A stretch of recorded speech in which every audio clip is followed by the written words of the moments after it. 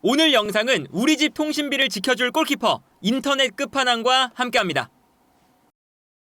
최근에 이제 우리 대표팀에서 가장 또 얘기가 나오는 부분 중에 하나가 오른쪽 라인의 공격력이죠. 그러니까 오른쪽 라인에 서령우 선수와 이강인 선수가 가장 이제 많은 조합을 맞추고 있고, 왼쪽에서는 손흥민과 이명재 선수가 조합을 맞추고 있어요. 근데 왼쪽 라인에서는 이명재가 올라올 때 손흥민이 가운데로 들어가는 이러한 패턴이 꽤나 잘 이루어집니다. 근데 오른쪽 라인에서는 서령우 선수와 이강인 선수의 움직임이 조금 이제 조합이 잘 이루어지지 않을 때가 많아요. 공격 상황에서 특히나 홍명보 감독의 측면 풀백의 움직임 자체가 밸런스를 유지하는 면에 가깝습니다. 그래서 오른쪽 라인에서 특히나 서령우 선수가 많이 올라가기보다는 약간 균형을 맞출 때가 있어요. 그러니까 어떤 거냐면, 우리가 이제 경기를 할 때 보면 이명재 선수가 약간 3백을 만들고요, 이때 서령우 선수가 올라가는 형태잖아요. 그리고 이강인 선수가 좀 가운데로 들어오는 형태예요. 그러면서 자연스럽게 이강인 선수를 활용한 하프 스페이스 공략, 그리고 미드필더 라인에서 이재성, 이강인, 박용우, 황인범 4명의 선수를 두는 이런 전략인 거죠. 근데 여기서 왼쪽 라인에는 손흥민 선수가 넓게 위치하면서 수비를 좀 끌어내고, 이때 이재성에게 공간이 나거나, 아니면 손흥민도 약간 가운데로 들어가면서 이명재가 올라오면서 끌고 나올 때 손흥민과 이재성에게 공간이 나는 이런 움직임이 그래도 잘 이루어져요. 근데 오른쪽에서는 서령우 선수가 애초에 우리가 변형 3백을 만들어도 올라갈 때 과감하게 높은 위치에 올라가 있는 게 아니라 하프라인 정도에 위치하고 있습니다. 그러다 보니까 이강인이 가운데로 들어왔을 때 이강인이 수비를 끌고 들어오는 순간 측면으로 올라가는 선수가 약간 없을 때가 많아요. 그러면 측면으로 올라가는 선수가 없으니까 상대 수비가 가운데로 밀집하면서 오히려 이강인이 수비 라인 사이로 들어가는 형태가 될 때가 많은 거죠. 그래서 뭔가 미묘하게 그 이강인 선수가 홍명보 감독 체제에서 영향력 자체가 조금 줄어든 면이 있어요. 그래서 이강인 선수가 최근에 들어서는 사실은 우리 국가대표팀의 에이스에 가까운 선수였거든요. 이강인으로부터 시작하는 찬스 메이킹. 그러다 보니까 다른 팀들도 이강인 선수에게 일단 집중 마크를 많이 붙이죠. 최근에 있었던 이라크와의 경기에서도 이라크의 감독이 직접적으로 이야기를 했잖아요. 이강인에게 2명의 수비수를 붙이는 걸 전술로 가져왔다. 왜냐면 이강인부터 좋은 찬스가 만들어지니까요. 근데 이렇게 이강인에게 집중 마킹이 붙으면 풀백이 과감하게 올라가서 수비를 분산시켜줘야 이강인 선수에게 좀 공간이 나겠죠. 그런데 홍명보 감독이 서령우 선수의 위치를 너무 높게까지는 올라가지 않게 만드는 면이 있습니다. 그러니까 서령우 선수가 공격적인 움직임을 못 가져가는 선수냐? 그건 또 아니거든요. 서령우 선수가 지베즈다에서도 공격적인 오버래핑 혹은 언더래핑 다 가능한 선수고, 공격적으로 올라갔을 때는 우리가 이라크전처럼 서령우 선수가 올라갔을 때 이강인이 만들어준 공간을 굉장히 잘 활용을 할 때가 있어요. 이 장면 보면 서령우 선수가 아예 높은 위치까지 올라가 있는 상황이었어요. 근데 여기서 이강인이 가운데로 들어가니까 이강인에게 수비가 쏠렸죠. 그 순간 서령우가 애초에 높은 라인에 있으니까 빠르게 뒷공간으로 뛰어갈 수 있습니다. 그리고 이 공간으로 황인범의 패스가 들어가면서 뒷공간을 완전히 무너뜨렸죠. 여기서 서령우의 크로스 득점이 나오는 장면이었는데, 이런 것처럼 서령우 선수가 올라가는 타이밍을 굉장히 잘 잡는 선수거든요. 울산 시절 때부터 그랬고 지베즈다에서도 마찬가지고요. 그런데 최근 들어서 이제 홍명보 감독이 서령우 선수의 위치를 약간은 좀 밑에 쪽에 위치하는 이런 형태로 가져갈 때가 많습니다. 그러다 보니까 어떤 문제가 발생을 하냐면, 이강인 선수에게 수비가 일단 밀집을 하고요, 서령우 선수에게 볼이 갔을 때 이미 서령우 선수가 볼을 잡는 순간 좀 낮은 위치에서 볼을 잡기 때문에 요 높은 공간을 활용하지 못할 때가 생기는 거죠. 그리고 오히려 이렇게 되니까 이강인 선수가 좀 측면으로 나오고 수비를 끌어냈을 때 황인범 선수가 올라가는 장면이 많거든요. 그래서 사실상 이강인 선수가 최근에는 미끼 역할을 좀 많이 하고요, 수비를 끌어내는 황인범 선수가 침투하는 역할을 많이 가져갈 때가 있어요. 그래서 이제 서령우가 황인범에게, 이강인이 황인범에게 패스를 주면서 황인범 선수가 오히려 이 공간으로 달려나가는 형태가 많이 나오죠. 그런데 우리가 이강인 선수의 재능을 극대화시키려면 결국엔 이강인 선수가 요 안쪽 라인에서 볼을 잡았을 때 우리는 가장 많은 찬스가 나오는 팀이죠. 이강인 선수가 뭐 파리 생제르맹에서도 그 볼을 잘 차는 선수들 와중에 가장 찬스 메이킹을 잘하는 선수니까, 이강인 선수가 저 위치에 오히려 들어와서 좋은 공간을 확보하게끔 만드는 게 이강인 선수에게도 좋고 우리 대표팀에게도 좋지 않을까 싶은데, 이강인 선수가 가운데로 들어왔을 때 공간도 활용을 못하고 오히려 이강인 선수가 측면으로 나오면서 수비를 끌어냈을 때 다른 선수 선수들이 침투에 들어가는 장면들이 많이 나올 때가 있죠. 이 장면 보면 이명재, 김민재, 조유민 3백을 만들고 있습니다. 그리고 서령우 선수가 올라가는 장면인데요. 그러면 이강인 선수가 좀 가운데로 들어오죠. 근데 여기서 서령우 선수가 엄청나게 올라가진 않아요. 약간 하프라인쯤에 위치하면서 이강인이 가운데로 들어왔지만 요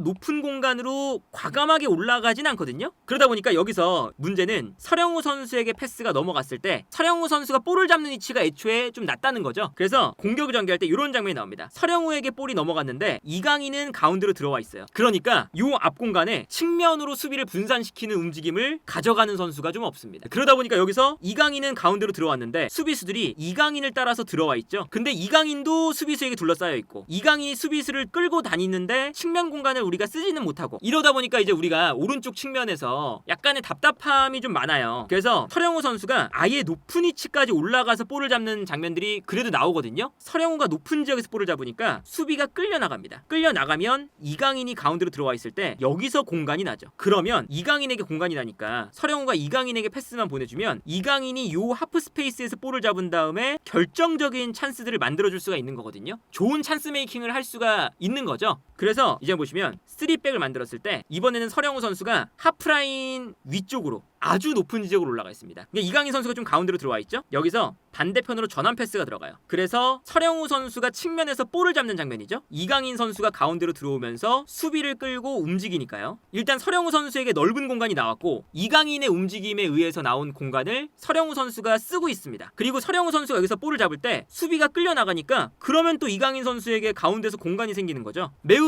단순한 이치죠. 그래서 서령우 선수가 볼을 잡았을 때 이강인 선수가 가운데로 들어가면서 수비가 끌려나가는 공간을 이강인이 활용을 하고 있습니다. 그리고 이강인에게 여기서 패스를 보내주면 이강인이 볼을 잡자마자 뛰어가는 서령우에게 한 번에 또 환상적인 패스를 넣어줘요. 이강인의 패스가 요 라인 사이에서만 이루어진다면 이런 찬스 메이킹이 바로바로 나오거든요. 그런데 이런 모습이 나옵니다. 그 이강인 선수가 가운데로 들어왔을 때 서령우 선수가 좀 낮은 위치에 있으면 이강인 선수가 가운데로 들어오는 게 약간은 애매해지잖아요. 그래서 이 장 보시면 오히려 이강인이 가운데로 안 들어가고 살짝 빠집니다. 서령우 선수는 높은 위치까지 올라오지 않고요. 그러면 오히려 이강인을 따라서 측면으로 수비가 끌려갈 때 이때 황인범 선수가 침투를 하는 거죠. 그리고 침투에 들어가는 황인범에게 패스가 들어갑니다. 그래서 황인범 선수가 침투에 들어가면서 이 공간을 활용하는데 물론 이런 것도 우리가 중간중간 들어가면 이강인도 침투하고 서령우도 침투하고 황인범도 침투하면 더 다양한 장면들이 나오겠죠. 하지만 결국에는 가장 페널티 박스 주변에 볼을 잡았을 때 위력적인 모습을 보여주는 건 결국 이강인이거든요. 그래서 이 장면도 보세요. 서령우 선수가 과감하게 올라오지 않는 위치에 있었어요. 그러니까 이강인 선수가 약간 낮은 위치에서 볼을 잡을 때 수비를 좀 끌어내고요. 이때 뛰어들어가는 황인범. 그래서 이강인 선수가 볼을 잡아서 황인범 선수에게 좋은 패스를 찔러주는 걸 볼 수가 있습니다. 요 장면만 봐도 어쨌든 이강인 선수가 좋은 공간에만 있으면 좋은 패스가 들어간다는 것을 보여주는 장면이기도 한데 요 위치에 이강인이 움직이면서 조금 더 높은 위치에서 볼을 잡으면 더 좋지 않을까? 뛰어들어가는 이강인 혹은 페널티 박스 주변에 있는 이강인에게 패스를 찔러주는 선수가 황인범 선수라면 우리가 더 효율적인 공격을 할 수 있지 않을까라는 생각이 드는 거죠. 근데 어쨌든 오늘 경기 보면 오늘 경기뿐만 아니라 이 서령우 선수의 위치가 생각보다는 좀 낮으니까 이강인 선수가 지원을 못 받는 느낌이 드는 그런 장면들이 좀 나오는 거거든요. 그러니까 반대로 반대편에 있는 이명재 선수는 공격적으로 과감하게 올라올 때가 있어요. 그래서 오늘 우리가 득점이 나올 때도 딱 그 장면이었죠. 이 장면 보면 이명재가 과감하게 올라오니까 수비가 끌려 나가니까 가운데에 공간이 생기면서 손흥민도 뛰어들어갈 수 있고 이재성도 내려올 수 있는 요 공간이 생기는 거예요. 그래서 이명재 선수가 높게 올라와서 요 안쪽으로 패스를 보내주고 여기서 이재성의 볼을 받자마자 원터치로 돌려놓고 손흥민이 뛰어들어가는 요 콤비네이션이 나올 수가 있는 거거든요. 이 득점 장면이 결국에는 그냥 손흥민 선수가 잘 뛰어들어가고 이재성 선수가 패스를 잘 주는 그거 이전에 이재성 선수가 패스를 받을 수 있는 공간, 이 공간을 이명재가 올라오면서 만들었다라는 게 중요한 거죠. 어쨌든 이명재 선수가 조금 더 공격적으로 올라오니까 수비를 끌어내는 요게 되니까 좋은 건데 오른쪽은 요런 패턴이 좀 부족하다. 근데 서령우 선수가 그런 모습을 보여주지 못하는 선수냐? 그것도 아니다. 우리가 이라크전 아까 보여드렸던 장면을 보면 충분히 서령우 선수도 공격적으로 빨리 튀어나갈 나갈 수 있고 좋은 공간을 찾아서 움직일 수 있는 선수인데 측면을 넓게 쓸 수 있는 선수인데 홍명보 감독 체제에서 서령우 선수가 완전히 높게 올라가는 게 아니라 약간 어느 정도 균형을 맞추고 있는 역할을 맡을 때가 많고 그러다 보니까 이강인 선수를 도와주는 플레이가 부족하고 그리고 이강인 선수가 이제 아무래도 풀백의 지원을 덜 받다 보니까 수비에게 둘러싸이는 빈도도 높아지고 그리고 우리 팀을 상대할 때 모든 팀들이 가장 경계하는 선수가 이제는 손흥민과 이강인이 됐어요. 당연하게도. 그리고 일단 공격을 만들어갈 때는 이강인을 집중 마크하는 게 당연시 되고 있거든요. 다른 팀들도 팔레스타인뿐만 아니라 뭐 여러 팀들이 그런 전술을 쓰고 있잖아요. 그러니까 홍명보 감독이 이강인 선수 쪽에서 만들어지는 이 콤비네이션 플레이를 더 많이 연구할 필요가 있다는 생각이 들어요. 그래서 오늘 경기가 팔레스타인이 이 서령우 선수가 높게 올라오지 않는 것을 공략을 한 경기였어요. 전술적으로 어떤 거였냐, 이강인이 가운데로 들어오고 서령우가 올라오는데 많이 올라오지 않으니까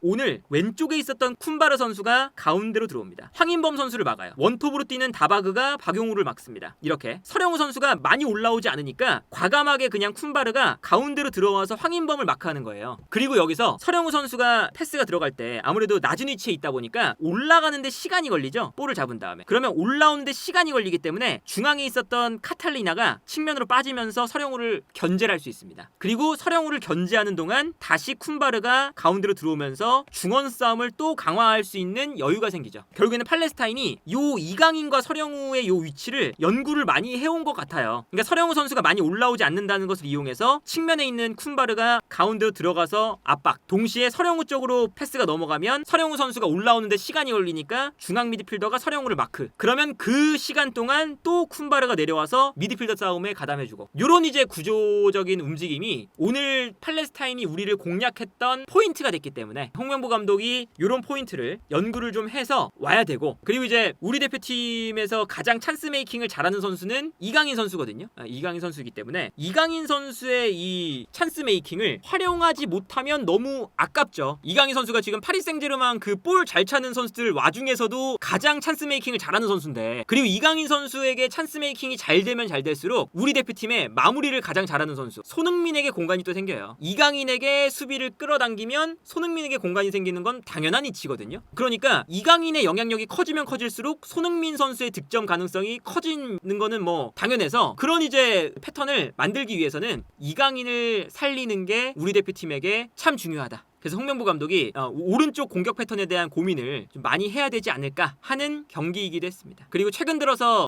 특히나 이 이강인 선수가 공격 포인트를 기록하는 것도 그렇고 전체적으로 이강인 선수의 뭔가 국가대표팀에서의 영향력이 홍명보 감독이 온 다음에 약간은 미묘하게 좀 영향력이 떨어지고 있는 게, 아무래도 오른쪽에 대한 공격 패턴이 좀 부실한 것도 사실이다. 이강인 선수가 계속 공격 포인트를 기록을 했던 때가 있어요. 특히나 클린스만 감독 때 좀 잘 썼죠, 이강인 선수를. 공격 포인트가 눈에 띄게 많아요. 매경기 공격 포인트를 기록하는 모습을 볼 수가 있고요. 이때도 이제 공격 포인트 많이 기록했죠, 3월 6월에. 근데 9월 달부터 공격 포인트가 좀 많이 떨어지고 있다. 이거는 공격 포인트로도 좀 보여지거든요. 근데 뭐 이강인 선수가 파리 생제르맹에서 못하는 것도 아니고, 이강인 선수의 컨디션은 이번 시즌에 계속 좋기 때문에 이강인 선수의 뭔가 개인적인 퍼포먼스의 문제보다는 전술적으로 오른쪽을 좀 풀어줄 필요가 있다. 그리고 이제 그 이강인 선수가 파리 생제르맹에선 최근에 결정을 지어주는 플레이가 물이 오르면서 파리 생제르맹에서도 계속 공격 포인트를 만들고 있거든요. 뭐 어시스트를 하거나 득점을 하거나. 그러면 이제 이강인 선수의 이 능력을 조금 오른쪽 공격이 좀 부진하기 때문에 이제 3월 달에는 홍명보 감독이 최대한 문제점을 연구를 많이 해 나와야 되니까 이강인 선수 활용법을 좀 연구를 많이 했으면 좋겠다.